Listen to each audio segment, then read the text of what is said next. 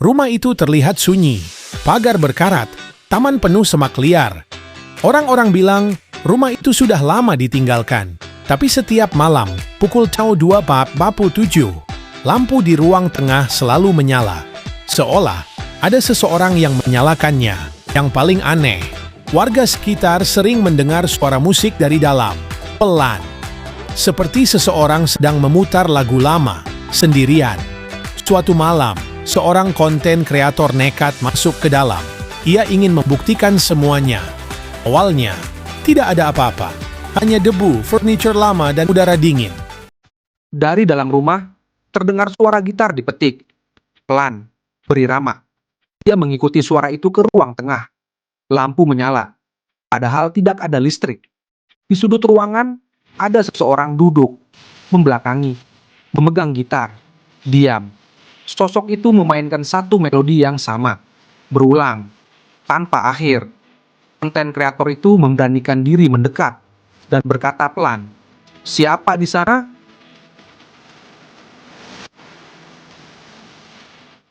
Wajahnya tidak jelas, seperti kabur, seperti bukan manusia, tapi suaranya jelas. Sudah lama tidak ada yang mendengar. Keesokan harinya, konten kreator itu tidak pernah terlihat lagi. Namun sejak malam itu, warga mulai mendengar sesuatu yang berbeda. Bukan satu gitar, tapi dua. Seolah sekarang ada dua orang di dalam rumah itu.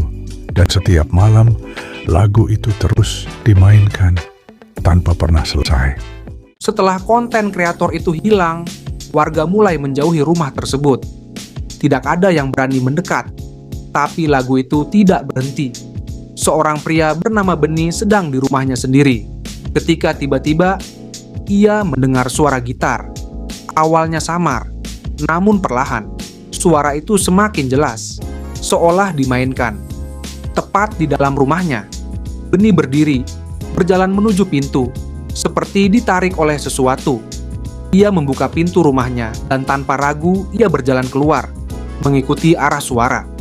Langkahnya berhenti tepat di depan rumah kosong itu, tapi lampu di dalam menyala. Benny masuk, dan saat ia melangkah ke ruang tengah, ia tidak kaget, seolah ia sudah tahu. Di dalam ruangan, sekarang ada lebih dari satu sosok. Semua duduk, semua memegang gitar, semua memainkan melodi yang sama. Benny perlahan duduk di antara mereka. Tangannya bergerak sendiri, memegang gitar tua di lantai. Ia mulai bermain, tanpa belajar, tanpa sadar. Semua sosok itu tidak memiliki wajah yang jelas, kabur, kosong. Tapi Benny punya. Keesokan harinya, rumah itu kembali sunyi. Namun malam berikutnya, suara gitar terdengar lebih ramai, lebih penuh. Dan salah satu suara itu terdengar baru. Setelah Benny menghilang, tidak ada yang berani mendekat ke rumah ini. Tapi aku ingin mendengarnya sendiri.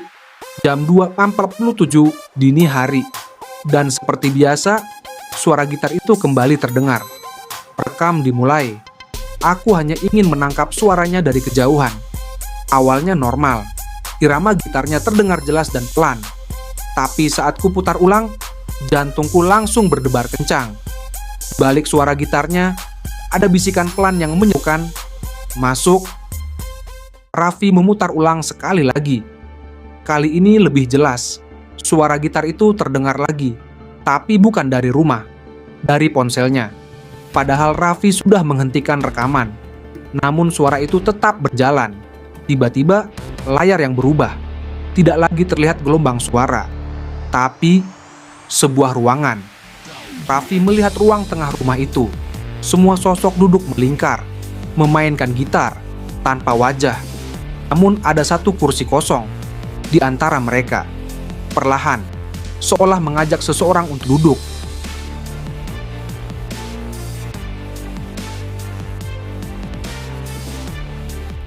Keesokan harinya, ponsel Raffi ditemukan. Masih menyala.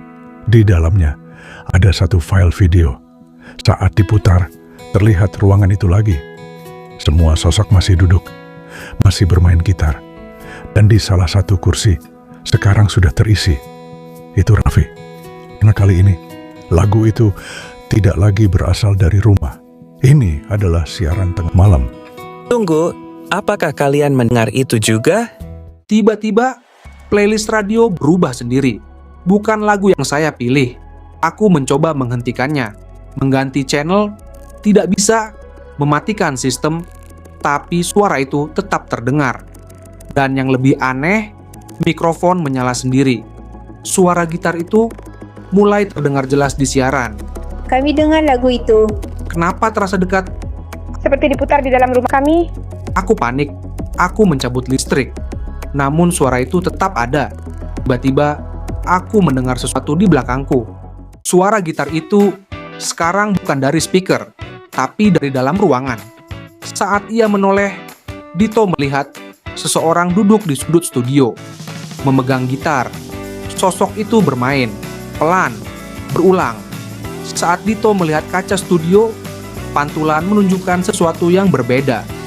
Bukan satu sosok, tapi banyak. Lagu itu sudah tersebar ke radio, ke HP, ke video, kemanapun ada suara. Orang-orang mulai mendengar lagu itu tanpa sadar. Dan setiap kali lagu itu diputer, jumlah pemainnya bertambah. Sebuah akhirnya terbang.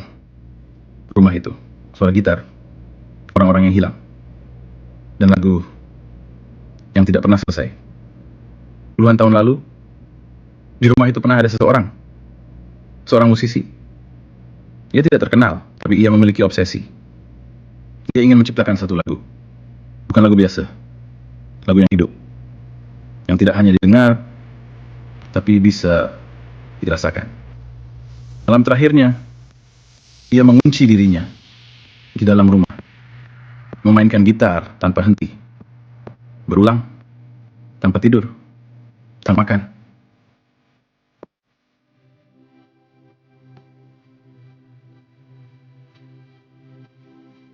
Sampai lagu itu selesai, atau setidaknya ia mengira begitu. Pagi harinya, rumah itu sunyi. Musisi itu tidak pernah terlihat lagi, tapi lagu itu tertinggal. Bukan sebagai rekaman, tapi sebagai sesuatu yang hidup, sesuatu yang terus mencari. Setiap orang yang mendengar akan perlahan menjadi bagian dari lagu itu. Rumah itu bukan sumbernya lagi. Kamu yang mendengar adalah bagian dari penyebarannya. Kalau kamu pernah merasa mendengar melodi yang sama berulang, tanpa tahu dari mana asalnya, hati-hati, karena mungkin lagu itu sudah menemukanmu.